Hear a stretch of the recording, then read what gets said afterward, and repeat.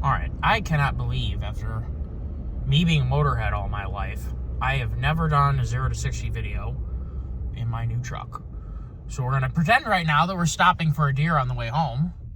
And I already have in 4-wheel drive, so we'll go ahead and spool it up. It's pretty hard to hold. What do you think, right about there?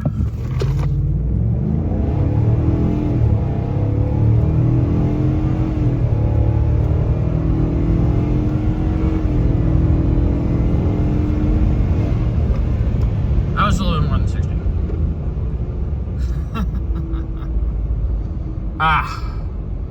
The old days of my youth.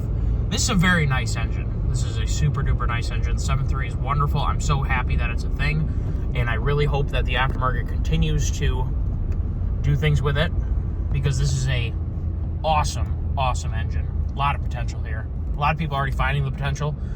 Just as a production engine, this thing is awesome. Take care of yourselves. See you later.